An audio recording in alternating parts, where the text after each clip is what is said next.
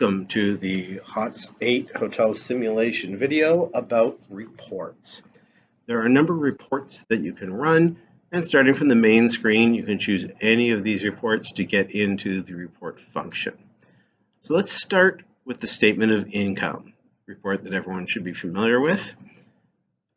Here we see the statement of income at the top, and this tells us it is for year 5, the month of December, for 1 month. You'll notice in the drop-down, you can only run this report for 1 month. However, if I was to change this and make it for January of year 5, I can now sum it for up to 12 months. So instead of seeing just a month, I'm seeing all of the 5th year's revenues. I could do this for any year. I could even go all the way back to year 1 of January and go all the way up to the full 60 months over the entire course of the simulation. So I'll reset this back to the entire 5th year. And as is normal in a statement of income, we start with our revenue. So it gives us our rooms, food and beverage, other operated departments, and total revenue. Then our expenditures by department. And finally, our total expenses, income before income taxes, and our income taxes to give us our net income. Now, there are numbers for last year. When you start your simulation, there is no last year because you're starting from scratch. So you will not see last year numbers at the beginning, but those will fill in as you get further into your operations. Now, to change reports, I can go right up to this drop-down menu and choose a number of other reports. So I could look at my balance sheet. Now the balance sheet is based on a single point in time. So to look at your final balance sheet, you would go to December of year 5. And you can see that this property had about $19 million at the bank, a little bit of AR and inventory to have some solid current assets at almost $20 million. As well as an additional $20 million in net property. So you can get some pretty substantial numbers if you manage your hotel well. They also have no long-term debt, so they have very strong owner's equity at $37.5 million out of their $40.7 million in total liabilities and equity. So they have an excellent debt-to-equity ratio and are doing very well. Now, there are a lot of other reports. There's a departmental operating schedule.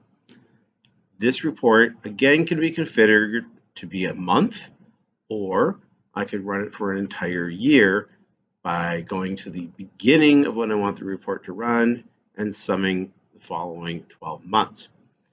Now, there's a lot of detail here. Rooms is the first schedule, and it gives you all kinds of breakdowns of your revenue and expenses. Food and beverage comes second. And again, here you have your revenues, then it has your expenses. So if you're looking at something like your cost of food or cost of beverage, it's broken down in this report. We then have Schedule 3, which is other operated departments. So things like internet and leisure club revenue, and an administrative and general schedule at the end. That's where you can see things like your energy, water, and waste costs, your training costs, and your general manager and department head salaries. So this can give you some very detailed information about the different parts of your hotel. There are indicator reports. So we'll start with monthly indicators. And this report is arranged chronologically. So we have the month we ran it for, January of year 5, at the far left, 5th year, 1st month. Then it shows the next 6 months going backwards. So here we have year 4, December, year 4, November. This gives you lots of great information about rooms sold, the different statistics about average rates by different markets. It also gives you things like your refurbishment luxury level. So are you an economy, mid-scale, or luxury hotel? It also gives you detailed information about your refurbishment status. So this hotel, at the end, everything was excellent. You can see some months it was down to good. And hopefully, in your experience, you don't see much other than excellent or good, but there are many statuses below that from average to poor to terrible. There's also customer and staff comments that could give you some hints about things you might want to work on, and also projected annual inflation rates because prices will be going up over time, and so should your rates. So there's lots of information here, and you should look through it to see if there's information that might be important to you. In addition to the monthly indicators, there are weekly indicators. Some of these are very similar numbers with numbers of rooms sold or how much liquor revenue you have, but broken down on a weekly basis instead of monthly. So here at the end, we have year 5 for week 52, then we go backwards for the next 6 weeks. Again, there's lots of information on rooms sold, average rates, and all kinds of other statistics you might want to keep track of. Refurbishment here tells you what items you refurbished and what level you refurbished them to. We'll get into those details in the decisions video. You can also look at reports that tell you other sources of information.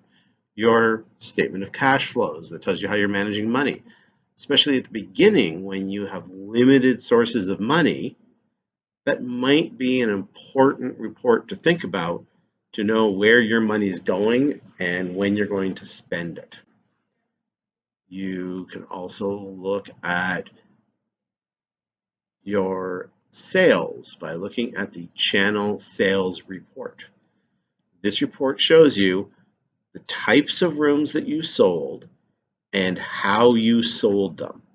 So for instance, this hotel on Priceline and Booking.com is selling no rooms, but on Orbitz is selling a few. Direct reservations are their primary source. Also shows any contract rooms that you might have obtained during that time. And this can be looked at for any week of the year as to where the rooms came from. You can look at your competitor sales and get information about how many rooms the other hotels have and what their rates are like. Now, some of the numbers here might look a little repetitive because I just added extra teams. There was actually only 3 teams in this simulation. You can also look at your competitor status report, and that shows you the level of refurbishment of their facilities. It also shows you what things they might have added to their hotel. So the level of their entertainment and complimentary items. Have they put in mini bars? Do they have internet access? So you keep an eye on what your competitors are doing through these reports. Most of the reports are available through this drop-down menu. And again, there's lots of information. You need to figure out which are important to you and which are going to give you information you can react to. Not every piece of information is important, but just like the real world, you have to cut through that unimportant information and find what's really important. Now, one of the reports that you cannot get to from there is your star report. So hopefully you all remember how to read the star report. So here, for December of year 5, this property had a current occupancy of 76.3%. And their comp set was 68.9, so their index was a very healthy 110.8. But their rates were a little bit lower, so their ADR index was low. They still had a healthy RevPAR index. And you can look at the percentage changes. So especially for RevPAR, they are definitely growing faster than their comp set. Looks like the comp set was shrinking while they were growing. Lots of great information if you look at that star report and remember how to read it properly. That is a quick review of the reports. And of course, when you finish doing anything in the simulation, don't forget to log off.